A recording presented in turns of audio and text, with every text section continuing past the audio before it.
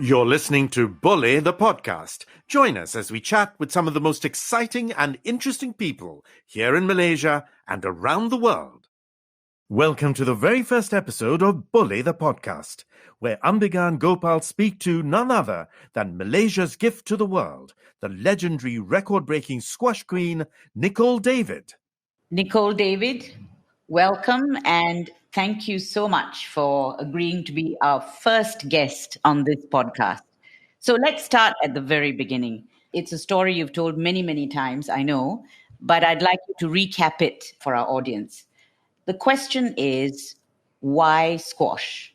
It was not really the most popular game or the most accessible sport. So did you find it or did it find you? It was a little bit of both. And my dad's friend actually built the first public squash center in Penang.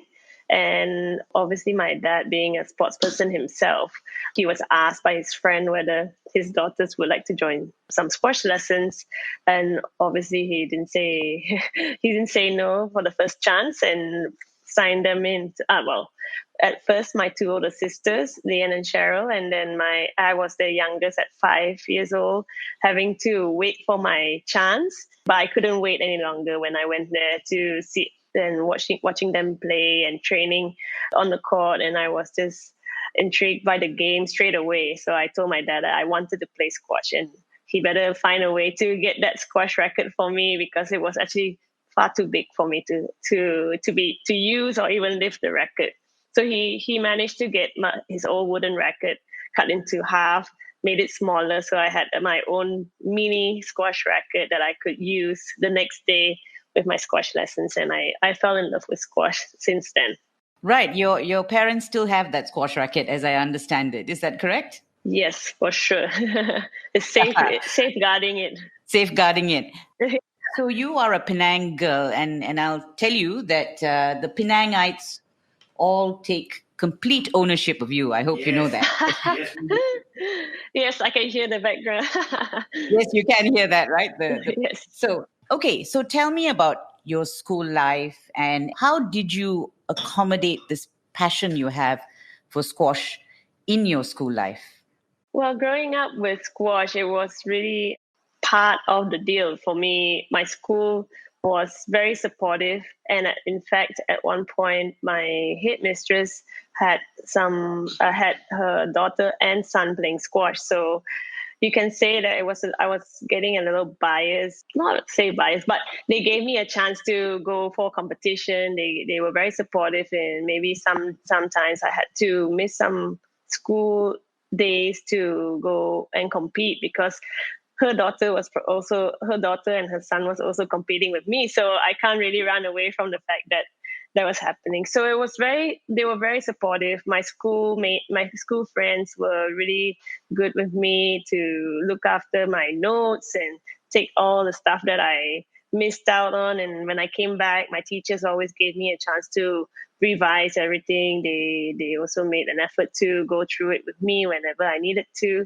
So my schooling days were great. I studied in Convent Green Lane in both primary and secondary school. And I always say that's one of a great school in Penang, and I always put a hands up for that school. And yeah, I had the best time enjoying it with my friends, and at the same time, I could also have my squash friends in the mix as well. That's wonderful. Clearly, your school recognized you as a potential national treasure. Okay, so tell me a little bit about your family, because obviously they played a huge role in who you are today. Yeah, both my parents, my dad, Desmond, he was a civil engineer, and also and my mom, Anne Marie, she was an English school teacher in a Chinese boys' school. So they both worked throughout the week, but they always found time to really make the effort to bring us to squash lessons or making sure that we go to our tuition classes or whatever we needed to do during those growing up years. And the environment that we were in was pure love and care and a lot of positivity around us. And they never had any moments where they put in any negative or thoughts or doubts in our minds. We just had this encouragement from the word go, playing different sports, studying the way we would want to, giving us the tools to develop these great aspects of being a good person. So overall, they gave us this path to just go for it, just give it a chance and try. And they knew that with what they have given us, we would do it in our own capacity to make it happen. So that's what we always got growing up, and that environment was so precious to me that now I also feel that in my own space, whether it's in my squash career or whatever I create, I want to form that environment around me that's all positive, that's the people have that same energy, that same motivation to do well and be good, coming through from the core. Yeah, that sounds amazing, Nicole. A nurturing environment, clearly. Exactly. Yeah, you said you loved squash from the first minute you played it. Am I right? Yes. So, what was it actually? I'm not sure that I loved anything the first time I ever did it. So, just explain to us, what was it that made you fall in love with this game?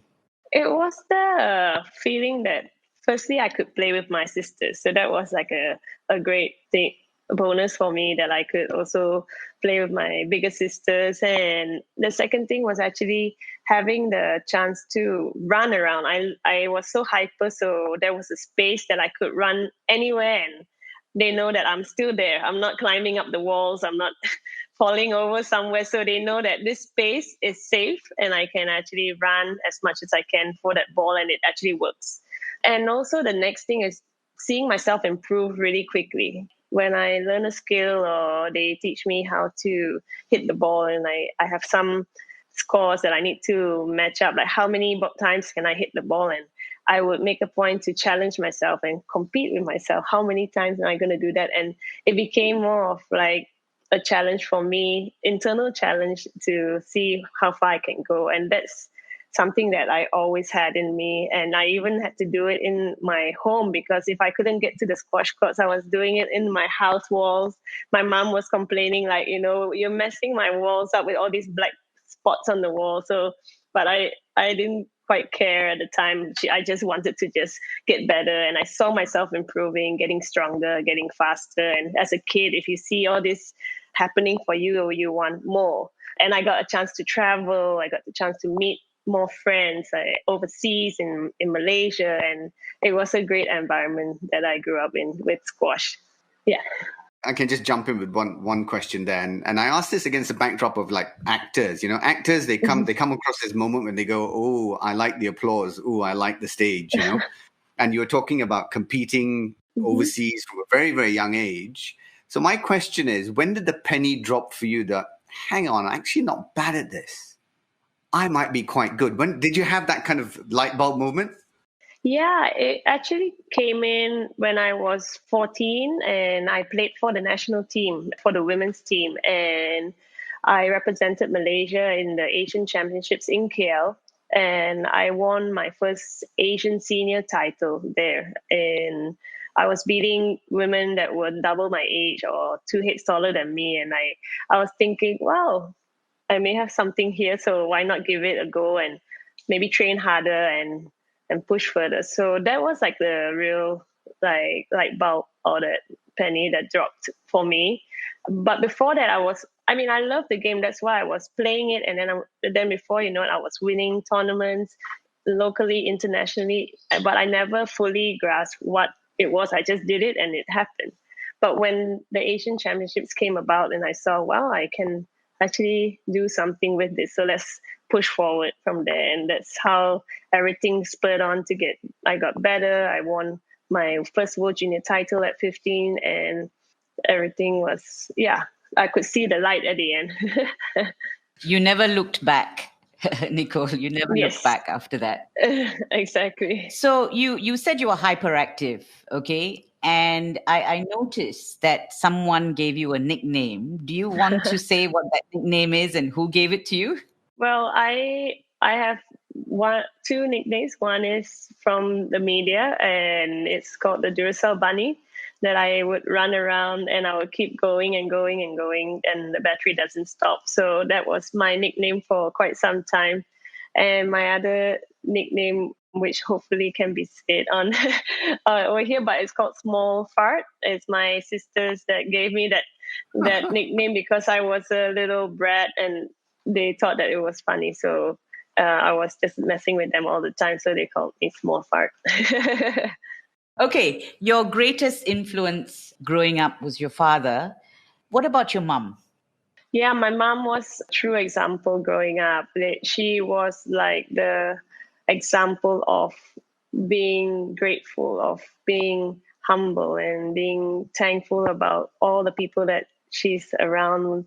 Wherever she goes, she's always has a smile on her face, and she's really just the most friendliest, kind-hearted woman you can meet. So having her as an example growing up, she also shared when I was in a competition at a young age that if no matter what happens, whether you win or lose, as long as you are a good person, that's all that matters. And I carried that with me up to this day, because being humble is, you have to be humble the further you go, So yeah, that's how I learned that from her, and she's always been a true female leader in the family for sure. Nicole, you did extremely well in school. You loved mathematics and you nearly became an engineer, as I understand it. So, but your passion for squash took over.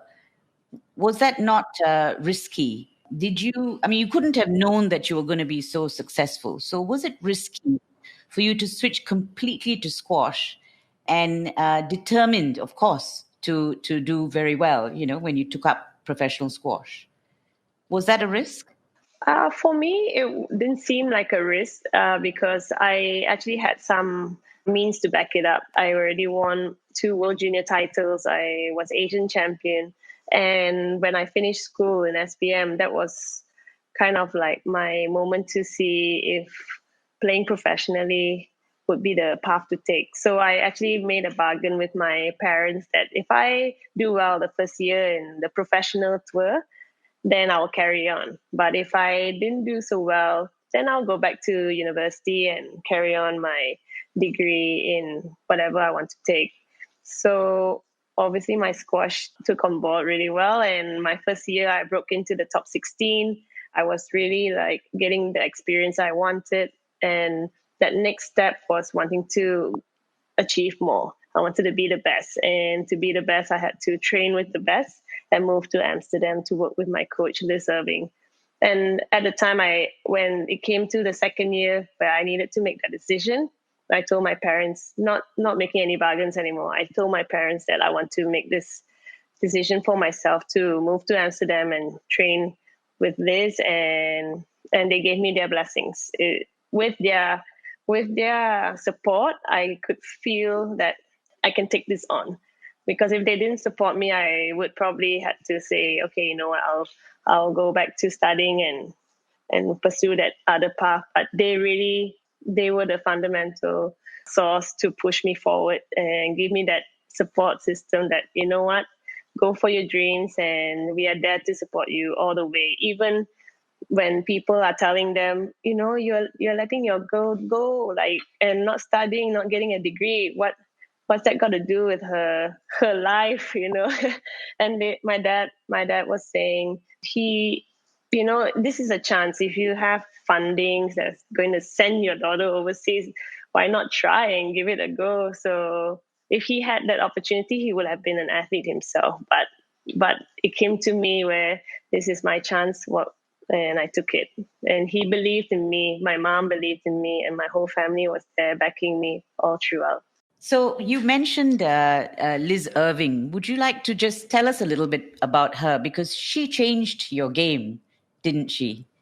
Yes, she was the pinnacle of that transformation of me being a junior squash player to becoming a professional squash player that's matching the top and becoming my best ever. Like nobody will expect me to get to what I achieved. But she was there. She played squash on since then, probably 20 years in her career.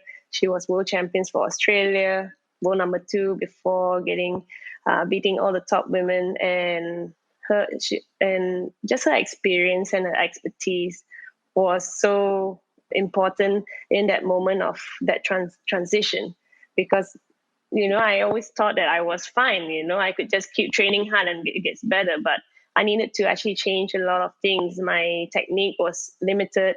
So she had to really break down my technique from zero and start again. So rebuilding my technique from holding the racket and how to actually stand, all these small things had to be starting again when I was 18 years old. So it wasn't easy. And then my movement, I was running really fast, but I was running like a headless chicken. So she had to okay, now use that speed, but more efficiently, and tactics, how to beat these top players, because you have to have plan A, plan B, plan C to be ready for them to take them on board. So all these factors had to be addressed, and I had to improve them every step of the way. And she even told me that if you want to get to world number 1, it would take probably 7 years. So be prepared.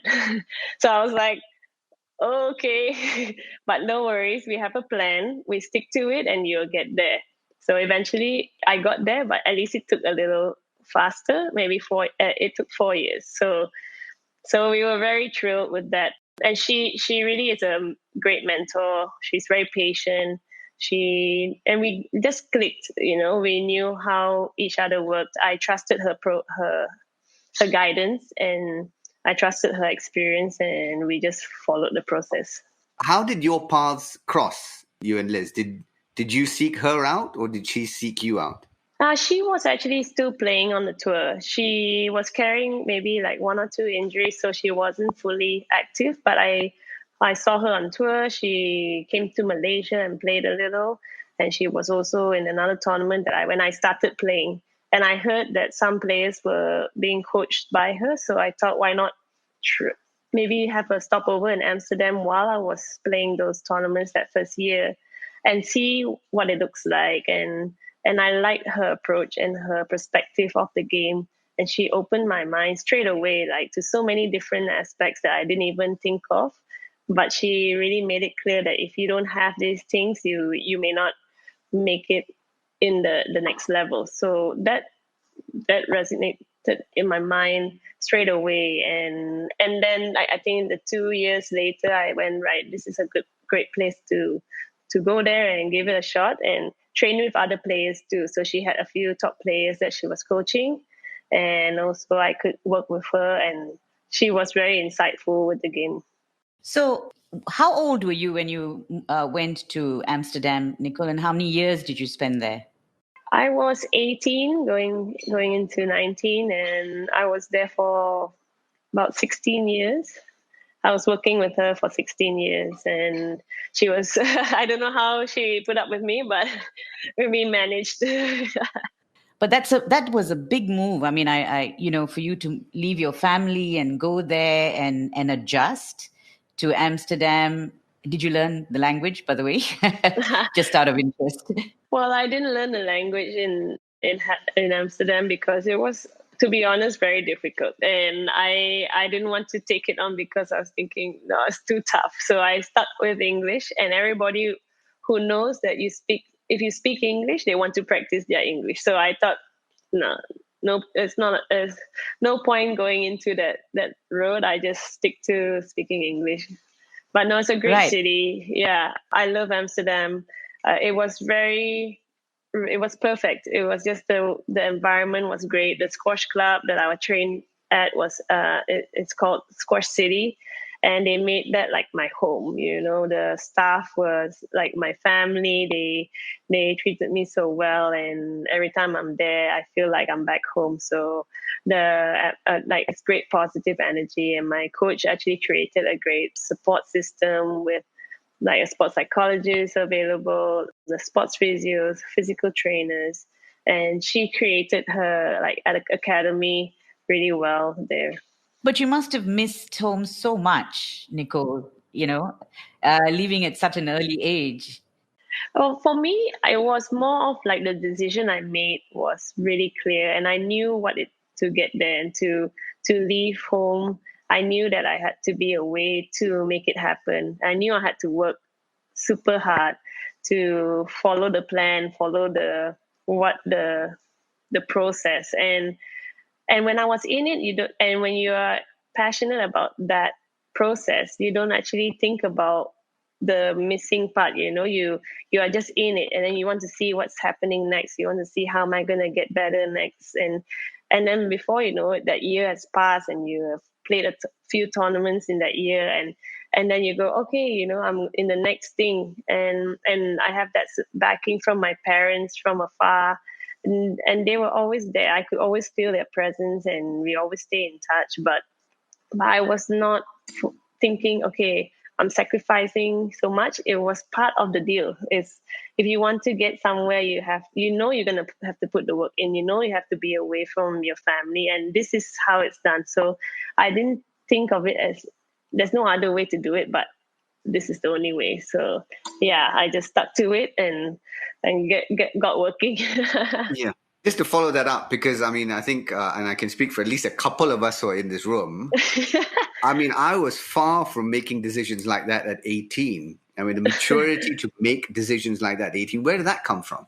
Well, I didn't make that decision just out of the blue. I had friends, I had my family right there with me to talk to really like put it down, to see what really works for me. I actually also had my sports psychologist there too. It was the elite sports psychologist for the squash team, and he was around to help me through those moments where I was a little lost, wanting to make that decision whether to go to squash or to do something else. I had a big loss in the Asian Games when I was at 18 in 2002, and I took some time off to reflect and see what do I really want from that moment. So I went to family in New Zealand. They helped me out. Having that fresh perspective brings you back to what you truly want. So in my gut, I knew I still was passionate about squash, and I wanted to pursue it further. And if I didn't have that fire burning inside of me, I wouldn't have picked squash. So with the support of my family around me and having all these steps that I took, it made it easier to go, this is the best decision I would make. So are you saying you never, ever felt, Nicol, that you had given up too much for squash? No, I don't think I gave up things. I know that it was just how it has to be. It was just like, you have to work, you have to put that time in. It's gonna be painful. You're gonna have some down days, but it's all part of the process. You're gonna fail in those moments where you're trying new things, it doesn't work out, but you're gonna just come back and know that you're on the same path. You're gonna keep working at it, and it will get there. Just be patient and have the support and the right positive mindset to go forward. Well, that's what makes you a champion, I suppose, Nicol. Single-mindedness. So you've described in an interview, you've described yourself as very Malaysian. What do you mean by that? Very Malaysian. Well, first, I like my food. I love my spice. And also, I'm very proud of my country. I feel that whenever I go out of Malaysia, I always talk about it. I love how we are so diverse, but at the same time, we just get things done. There's some chaos, obviously, but it works. and I love that of Malaysia and where I was brought up. So I feel so much pride when I say I'm truly Malaysian. It's really the pride that comes in, and the best part is when I go to tournaments all around the world. There's somehow in the crowd there's this one Malaysian, or they somehow find their friends somewhere, and they come and round them up and cheer me on with their flag. And it's that's really like what you call being Malaysian, and I feel that pride when I go out. Yeah, and it must be wonderful to see the Malaysian flag, being hoisted up first when you used to win. Yeah. Yes, a championship. those moments are like the most special moments when you see the Malaysian flag going up on those multi-sports games like the Commonwealth Games or the Asian Games, and you win that gold medal for Malaysia, or even being a world champion, they put your flag up and play the national anthem. You automatically like start blubbering because it really, you know where you come from, your origin, and actually you are representing your nation, and being on that the podium, and you see that happening, and you wonder, like, coming from a small country like Malaysia to actually achieve what I've achieved. I'm truly proud of it. That's wonderful, Nicol. Would you like to tell us? I mean, I think a lot of us would like to know what a day in the life of Nicol David is like when you became a professional. Just run us through that. Well, it's not so special, but I can run it through you. I'll wake up in the morning and have breakfast, and I'll have a first training session in the morning. Not too early because I don't function too early. There's no point trying to play squash before 9 a.m. My coach says, why don't we just start after 9, and it's more effective instead of wasting our time, So from 9 a.m. onwards, I'll have a squash training session, and either it's about an hour, maybe an hour and a half, and then I'll have a lunch break to have my lunch, rest a little, and then I'll start another session in the afternoon, probably a physical session, or whether it's gym, whether it's fitness, whether it's in the pool, or it's anything to do with the physical aspect, or even doing some movement workouts on court. That will be the second session, and then I will do that for maybe an hour plus 2 hours. So in total, I will train for 2 to 4 hours a day, and then after that, I'm like shattered, and then I will start having my early dinner, be sitting on my sofa, recovering, watching some TV, and then I will sleep, wake up the next morning, and start all over again. Wow. So, what do you watch on TV actually? Do you watch mindless TV like the rest of us do after a hard day? Yes, I do that. And I also like my series. So I have some things on Netflix, so I'll follow some things that I always follow and follow the seasons. But no, mindless TV as well. Right. So tell me, do you watch any other sport on TV? Is there another sport? I do. Squash, yeah. I do. I love watching. Well, I do like watching tennis and also athletics. It's really when the season comes in, I love watching that, and also basketball. I haven't watched much NBA recently, but I hope to follow it a bit more. Right. Okay. That's really good. So, what about this? Have you ever played any other game apart from squash? I did. I played a lot of volleyball in school, basketball, the sports that I couldn't really like be tall enough to play, but I played them. And I also ran for my school, and also swim as well. So those are like the 4 sports that I picked up, but squash was the one that took me places, and yeah, I was solely focused on doing well in squash. So, you have a support team around you. Could you tell us a little about them, actually? All right, so I had like a sports psychologist in Amsterdam, and basically everything when I was going through my squash career, the mental preparation was so crucial at any level. So I worked with my sports psychologist friend Kabuta, and he's based in Amsterdam, and he was really good in making sure that I'm working on myself, but in my personal growth, and through that, I can actually translate it into everything else. So that was a process, and learning how to minimize negativity. So in different pressure situations, whether it's my own pressures, my own expectations, or whether it's outside factors, other people's expectations, or different groups of sport players or coaches that are finding ways to to want to beat me, and you have to figure out all those aspects on how are we going to tackle these moments when we are in competition, and practice it during training. So simulating those moments, making those things happen in like a training mode, and then when you are in a competition, you're prepared. So my sports psychologist is covers that aspect, the mind, and then the physical side. I have my recovery with my sports physio. So I try to get my recovery work every like twice a week, or when I got older, a little more frequently. But in competition, I will have my recovery after every match. So just making sure I have electrotherapy for my muscles to recover, and so that I can sleep well and wake up fresh to start the next day. So I had two great sports physios, Ronald Fowell and also Maurice Bergot, like Dutch names. So they were great for me and traveled with me as well.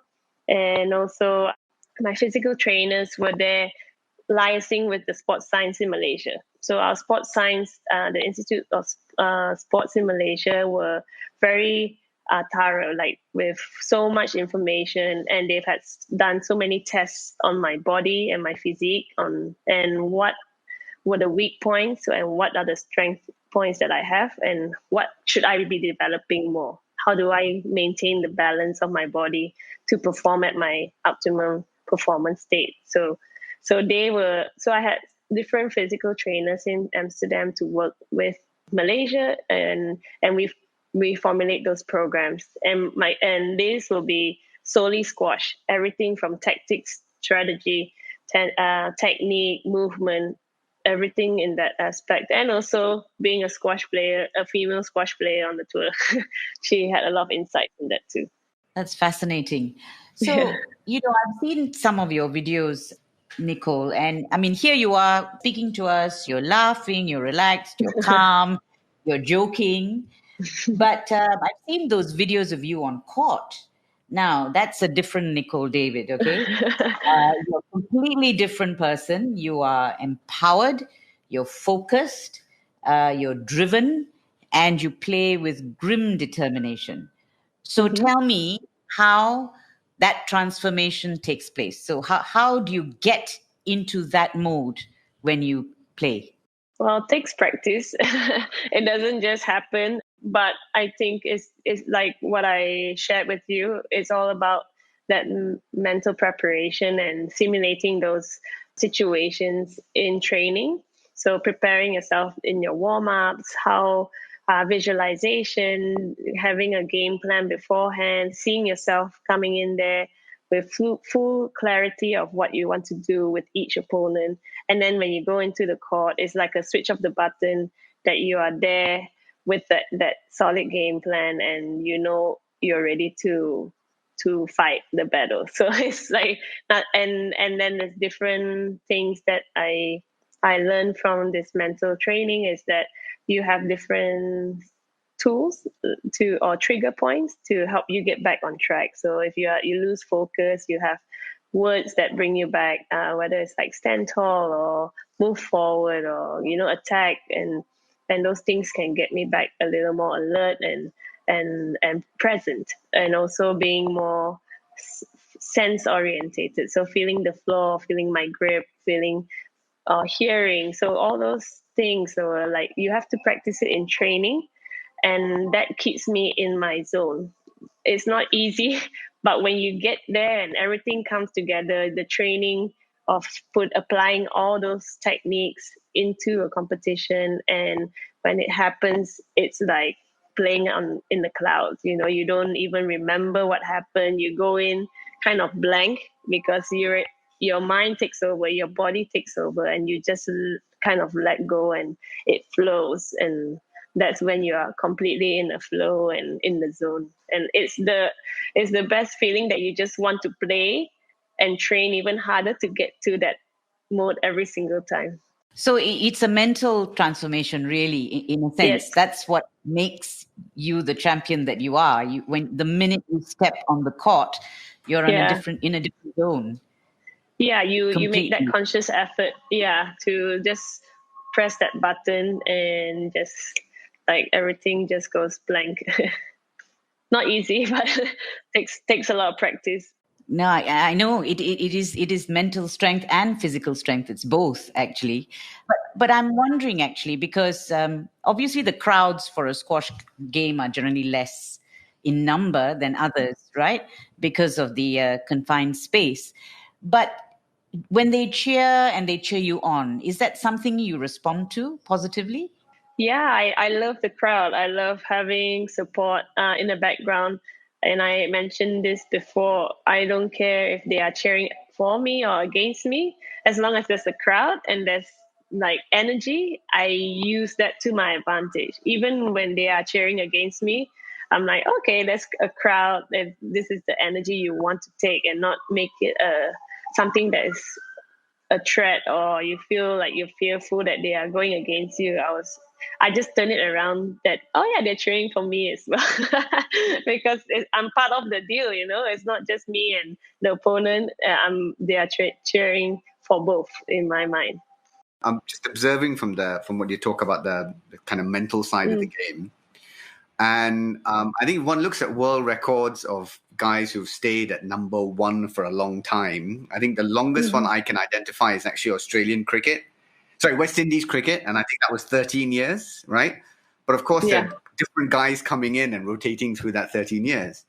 How exhausting mentally was it for you to keep saying, right, next year I want to stay number one, next year I want to stay, and to be able to do that for that 9 years?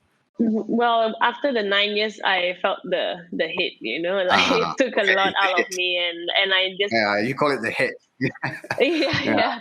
And I felt something that kind of broke inside. That you just probably can't find those things to improve anymore. You just don't know what else that you can do to push further, because you use all of your energy, all of that mental capacity to push every year, day in, day out. And I think it just went like, you know what, you just have to stop. And it stopped for me. Yeah.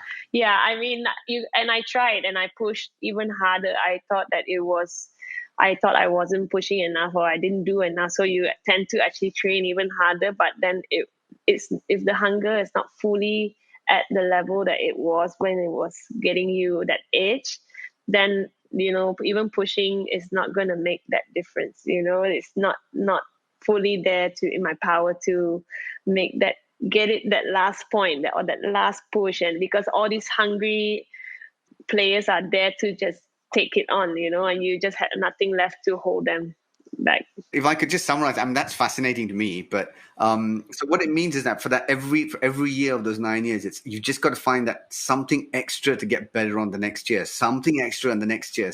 Always. Wow. Okay. Always. It's because they are always there improving they are pushing you, and that's why I always say competition is so good, because it pushed me to be better. Was that when you decided to retire? I mean, and I'm amazed actually that you recognized the moment when you thought you should retire. Well, at the time, I felt something, but I didn't want to fully admit to it. And it came when I lost my world number one position.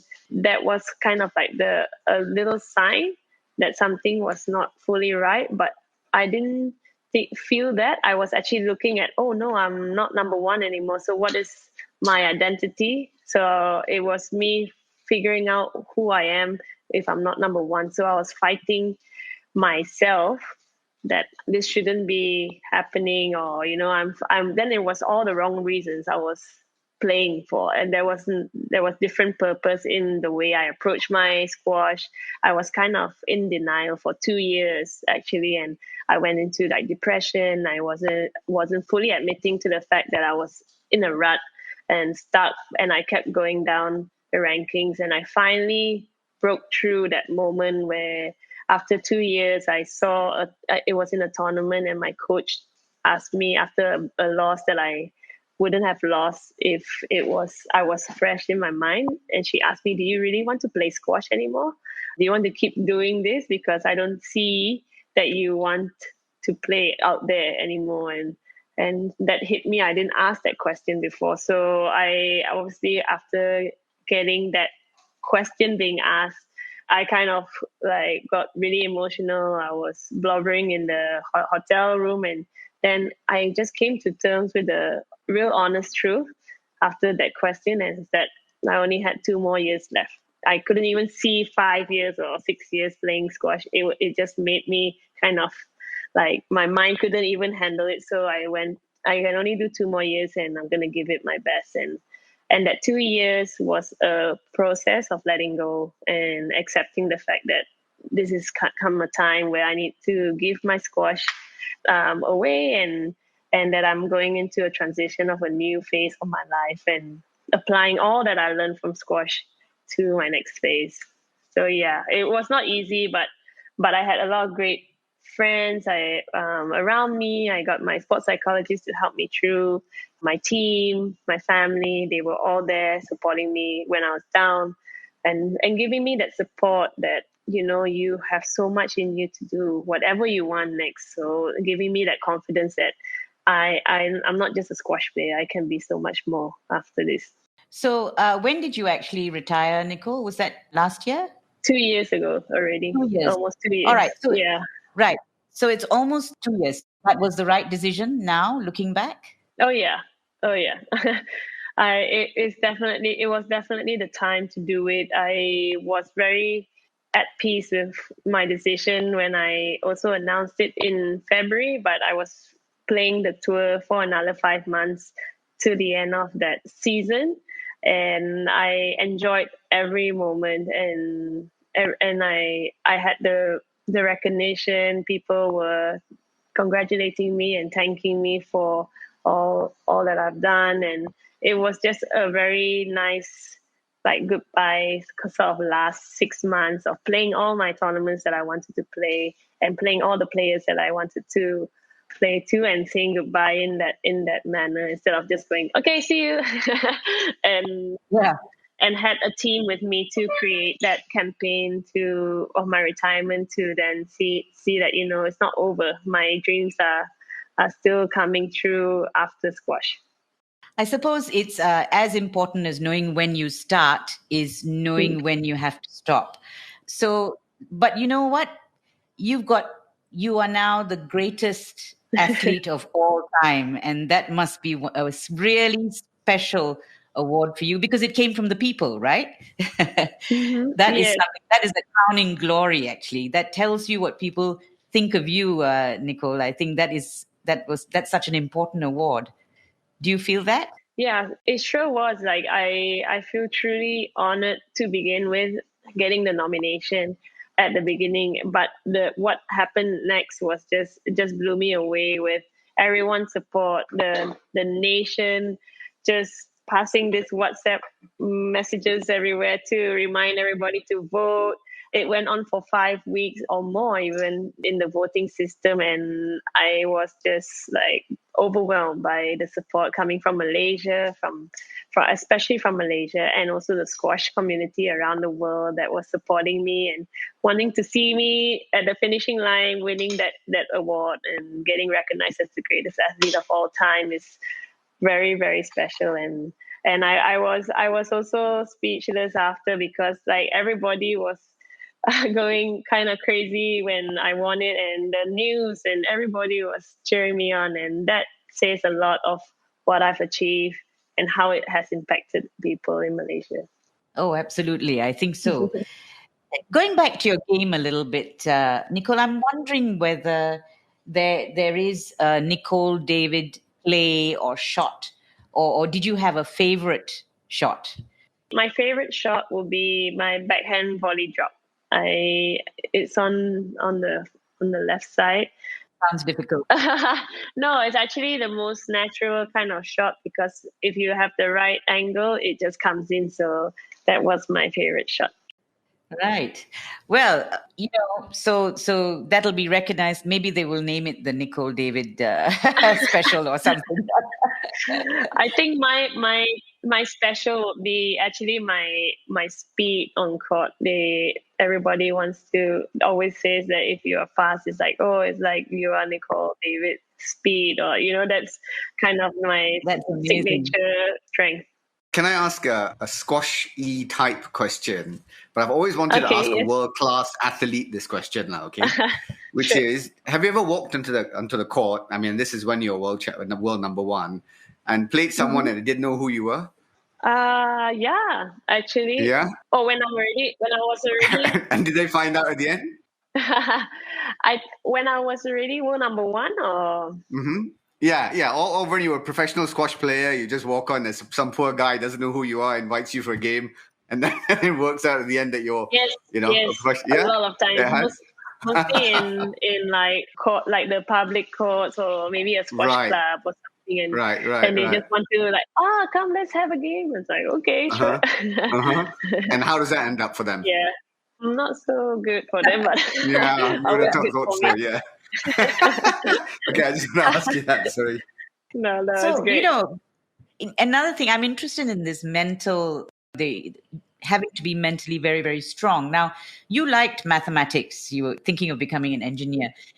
Did the logic of mathematics help you in devising your plays and thinking about where you should be and so on?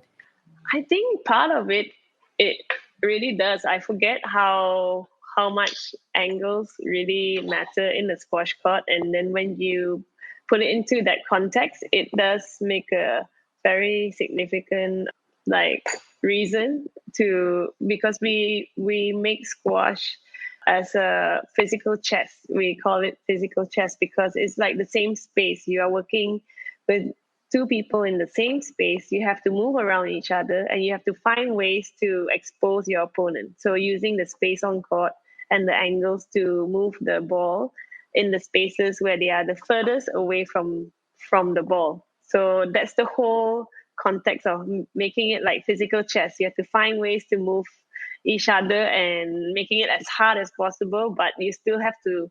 So you have to think 3 steps ahead. You have to know where your opponent is to then attack them the next shot afterwards when they reply. So it is a lot of, I would say, like angles and maths in the picture. But yeah, I do like math. But if you ask me now to get into my math class, I would be really rusty. No, but it clearly helped in the thinking process. I mean, it sounds very challenging. I mean, it sounds like a Rubik's Cube to me. It's not something that would come so easily. Obviously, with training and practice, you've done that. So, who is the opponent that you found the most challenging? I had like three top opponents at my different times because I played for so long. I had a world number 2, Natalie Grinham, that was like the true contender at the top 2 in the world, and she was with me at every single finals in the first part of my squash career at world number 1, and then came into this second part where I was world number 1, and it was Laura Massaro from England, and she was really like a very tough competitor till the very end, and she was also number 2 in the world. And they always tried to get there, she managed to get maybe to world number 1 for like a few months, but she was always pushing me in finals. And then the last stage was actually 2 Egyptian players, Rani Melwalili and Noral El-Shabini, and they then took the squash world by storm after that with their skill, their style of play, and their attacking capacity on court, and they were very tough, and I managed to contain them for some time, and then they took over. Yeah, because it's very popular in Egypt, right? They spend a lot of money on, am I right, on squash in Egypt? Yes, it's like their national sport now. It's grown so big. They are men's and women's champion for both the teams and also individuals. So yeah, huge in Egypt. Huge. Yeah, it sounds that. Maybe, I mean, that's what you don't actually see in Malaysia. So what you've achieved is quite remarkable. So could I just ask you about a tweet, actually, that you sent where you said it will always be about hard work. Do you remember sending that tweet? Why did you send that? Yes. What was that in response to? It's really just in general. I think you can't get anywhere without hard work. It's really the bottom line is you can have talent, you can have passion, but if you don't put in the work, you're only gonna have talent and passion and all the skills that you don't put to good use. So the hard work has to come in play. It all comes down to that, and there are no shortcuts. I always say there's no shortcuts to success. It's all about hard work. But the big plus for you, Nicol, is that you loved it. I think that I'm not Yes. sure all sports persons love their sport. Maybe they work hard to get there, but you loved it from the minute you met it, as it were. Am I right? Yeah, I think I had the luxury of enjoying the sport at the same time. When you have that passion, I didn't feel that it was hard work. It was part of the work that you have to put into to nurture that passion to build, and that's why it didn't seem like hard work. It's just I would do it a million times to get where I was, where I am. Yeah. Like this is just going back to squash. I think we're slowly moving away from that and coming to the end of our time. But I wanted to ask you about intelligence. And I think it strikes me, just, obviously from when you were in school and speaking to you today and watching interviews with you, you clearly have a very high degree of intelligence. Is that a feature or a characteristic that you also saw in other top sports people? That there is this high degree of intelligence in order to succeed? Well, thanks for the compliment. I'll take it. But I do. It's a fact, I think, really. Yeah. Well, I do see that there is a significance in a lot of top athletes, and I always pay attention to those greats of the greats in their sports fields and see what really brings them out than the rest of the pack. So I pay attention to the small details that they do and how they present themselves, how they carry themselves, and that those are the things that you also hope to develop. And I learn a lot from these players or athletes and the people that you want to aspire to be, and create that for yourself. So yeah, I learned a lot from, and I think that trait of intelligence comes through because you have to be smart to pick the people that you want to work with. You have to also be smart to know when is the right time to rest and recover and to do the right thing, and those things have to be planned. You have to make those efforts to make plans for yourself, and I think all that comes with a lot of, yeah, you have to be smart to do it and be willing to make those decisions for yourself too. It probably sounds like a strange question, Nicol, but I'm going to ask it anyway. See, when you're, say, in the finals, you're playing the last game, do you enjoy it? You want to win, yes, but do you enjoy Yeah. while you're playing, or do you enjoy the win after that? While you're playing, I think you are just, it is enjoyable feeling the challenge. I think that's what drives me to get better or to keep playing, because I don't think there's any other high than competing. That you're in that moment where you're fighting just that for that one point, you are down and out, but you're pushing to come back. Everybody's like in the way, and you're sweating. You're breathless. You can't think, but you are still finding ways and solutions to get to that last point and to win that game. I think that adrenaline rush and that high of competing cannot be replaced. So now going to women's sports teams generally, in any sport, you look at badminton, any sport actually, they always seem to play second fiddle to men's teams. But you broke that glass ceiling for squash. In fact, in July 2016, you reached your 151st successive month in the top 10, breaking the record in both men's and women's category. So, I mean, when you went in, did you see the difference in the way men's teams and women's teams were being treated?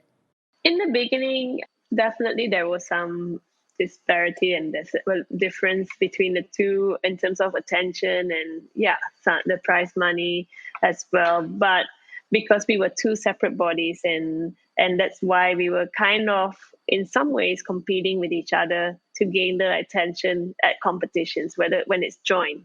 So when I was like 18, 19, going into the pro tour, it was very significant that was happening, and we probably sometimes get shafted on the side. The women matches were played on the side courts and the men's were on the glass on the show court, and then only the women will come in later in the later rounds. So you see that, and that was just happening, and we did our best to get the attention out there.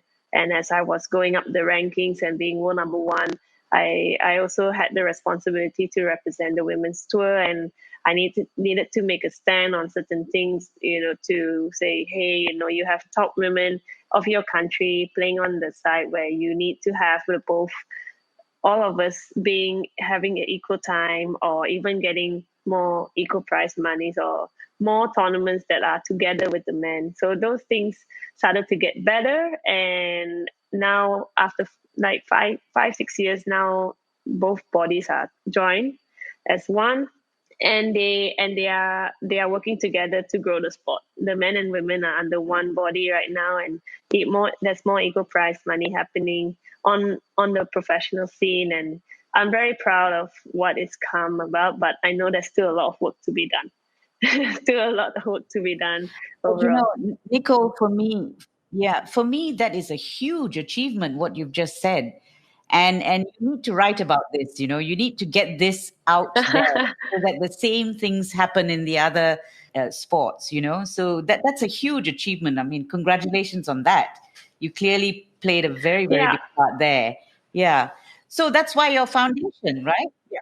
It was actually partly because I did it in my own space. I didn't have to, with the way things happen, it just naturally became more apparent that everybody needed to get the same support and the same attention. So in the US, they started pushing for equal prize money, and then it started to grow and develop. And then now pretty much all the majors are getting that attention because of the attention I got being world number one, getting all these records, and people wanted to watch me play. So more competitions wanted a women's event to be played with the men, and they had to bring in more prize money and make it equal so that we get the right attention. So I'm happy that it took a good step forward. So clearly, I mean, the ministry here and many organizations saw the promise in you and funded you, Nicol. Could you tell us your training, etc., in Amsterdam? Could you tell us a little bit about that?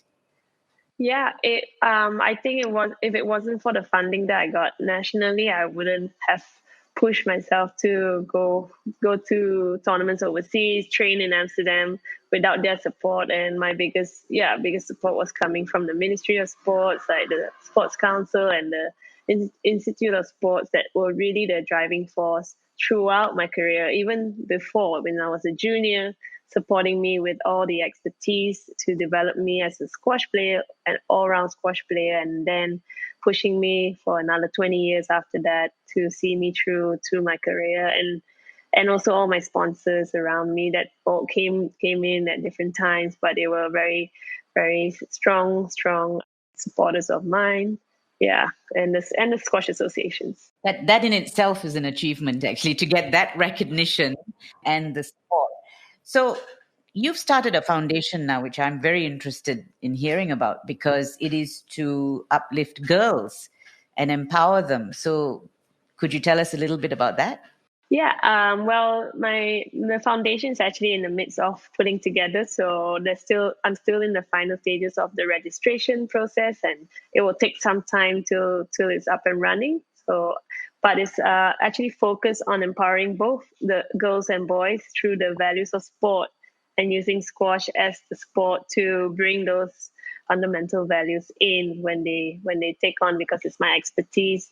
And I believe that if we want to empower girls or boys, we have to have them together. we can't separate the two. So it was very clear to me that we needed the boys and girls from ages 8 to 9 years old, and seeing them through their primary years, and giving them those values that sport can offer, giving those learnings that they can build by respecting each other, having competition with one another. And that's how you can develop an equal society when they grow up after, and so that they think that this is how it works, this is how we roll, so this is the idea of the foundation, and it will be called the Nicol David organization.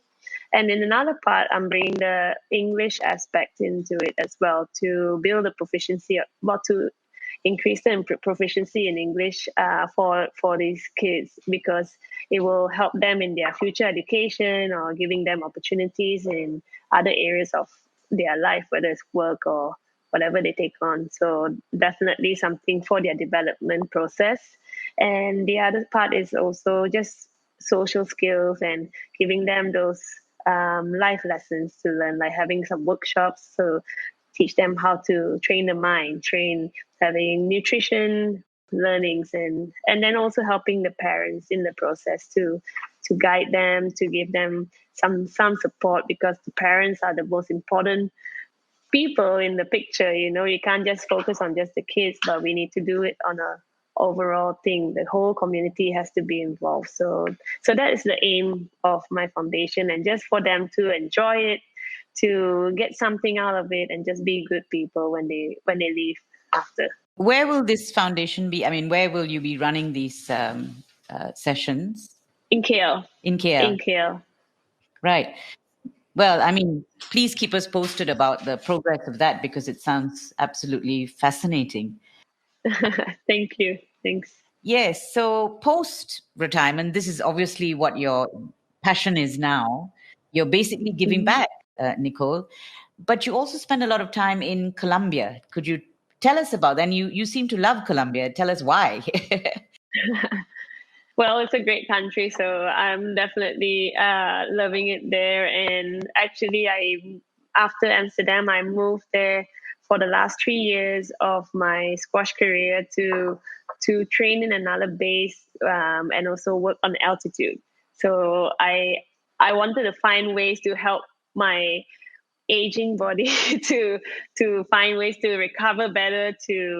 So I went to Colombia, and it was amazing. I had the best time. I met so many great people. The squash community was amazing. They helped me through my last years. And then after, when I retired, I went, you know what, this is an awesome place. I want to make this my home base. So I made Colombia my home base, and also Malaysia as my home for work, and for all the things that I want to contribute and do from there as well. So it's the best of both worlds, I have to say. Yeah, but you love Colombia, as I can see, the music, the atmosphere. Yeah. Tell us a bit about your social life in Colombia. Well, I think at the end I couldn't do much, because we were in the pandemic. So basically I was in the house and doing all my work from home, whether it's online, doing a lot of motivational talks, also from online as well, which has been amazing for me to also share my experience and give back in that way. But it's basically same here. I think I love like that there's a freedom to explore, like there's a great city that I can just go and hang and meet friends, and then just be in a nice environment where everybody's so nice and they are so friendly. And it's very similar to Malaysia. Really, you're surrounded by this nature, the mountains, and you feel so at home. So that's why I feel at home when I'm there. It's really like my second home. Yeah, you're in Bogota, right? That's where you are. Yes. That base. Yes. Yes. And tell me about this altitude training. I'm trying to train a little. I do my workouts at home 5 days a week, and making sure I don't go crazy during that lockdown. And because I need to be active, if not, my brain doesn't function very well. Okay, this altitude training that you're talking about, Nicol, what is, you say it's more difficult, isn't it? Or is it easier? No, it's more difficult. So you have less oxygen. Yeah. So you're training the same way. You are doing all the normal training that you do in every other place in the world, but it feels harder. You have less oxygen intake, and the more you are more accustomed to that, it helps your breathing capacity when you go on sea level. So after being in a altitude for some time, that first maybe week or 10 days after, when I go into competition, I feel more, there's more lung capacity, in my opinion and in my experience, and also my recovery is a bit better as well. So I could also do maybe the same training, but maybe have the same impact, or maybe a bit more of an impact when I'm training in altitude. Oh, that's interesting. So you love dance, as I understand it. You like hip hop, and you do TikTok, right? Videos, do you? So I heard. Sometimes when I'm in the mood, I'll just bring it on. Right. So you like dancing? Yes, I do love dancing, and it used to be my kind of pastime in Amsterdam. I went to hip hop dance classes on a Saturday afternoon and just have fun with it. Basic, not like pro dancing. Just wanting to move to the beat and just feel good with it as well. You know, if you did break dancing, you might have been able to enter the Olympics, right? Because they were thinking about break dancing at some point. But that's a sore point, right? For Malaysians, for you, for squash players, that the Olympics didn't see fit to include squash. We won't talk about that because that is something we're very upset about, that you couldn't take part in the Olympics. We missed our first gold medal. It's all good. Yeah, but it doesn't matter, does it? It doesn't matter. I mean, at the end of the day, for you, your achievements are there, whether it's the Olympics accepted squash or not. So, in that sense, you know, you retired when you were at the top, Nicole. Is that how you feel? That's how we see it. But is that how you feel? Yes, I do. I think the Olympics is great. And obviously, during my career at the top, you always wish and dream that you could play the Olympic Games. But because of all the campaigning we've done and what squash has done, and we still didn't get the right place or to be accepted into the games, has been disappointing.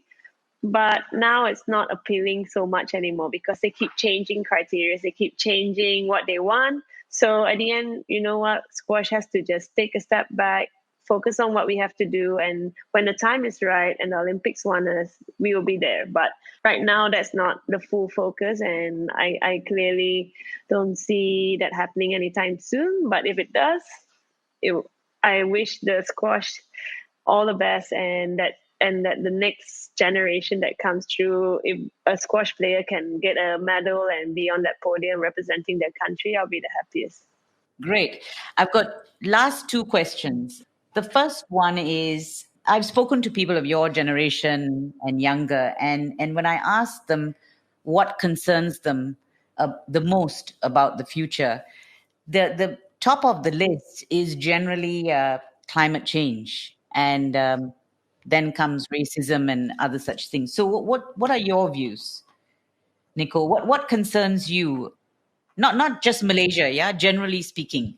My thing is just for my concern is maybe that people just start to be not as compassionate as they should. I think it's all coming down to being more encouraging, being more, like when it comes to so much like IT and everybody is so separated and stuff, you don't feel that much of the compassion in being personal or being more, take that time to encourage each other. And I think those things are lacking. We can have so much happening around, like obviously climate change is a big thing, and we have to be aware that we need to make those things right now and take action straight away in our own capacity. But when it comes to just being personal with people, I think we are starting to lack that in a big way. And I hope now we can use the internet to reach out more and to get closer to each other, be more encouraging, be more compassionate. And I feel that the pandemic has helped that the community to get more of the community to come together more, to know that we have to work together and not feel that we have to do our own thing. We have to get that stronger and hopefully keep building towards this path for our next generation to follow suit, and not put them aside and make them to feel that they're not worthy to be part of that community building. That's wonderful. Thank you. That's a great answer, Nicol. So the last question, your nickname is Duracell Bunny. Did Duracell ever sponsor you? No, they didn't. No, they didn't. Oh, that's not good enough. Not even a bunny. So in conclusion, if I could say this, Nicol, to you, you were world number 1 for 9 years. You are 8 times world champion. You have worked hard. You have lived your dream. You retired when you were at the top. And now you have been acknowledged as the greatest of all time. Yet, you carry those accolades with such humility, dignity, and grace. You are a true Malaysian hero, and we are all so very, very proud of you. Thank you, Nicol David, for speaking with us. Thank you. Thanks so much for all the kind words, and it was great being here on your podcast, and it was great to meet you both as well. So thank you again. Thank you for joining us on this episode of Boleh, the podcast. Follow us on our social media pages so you can catch our other episodes.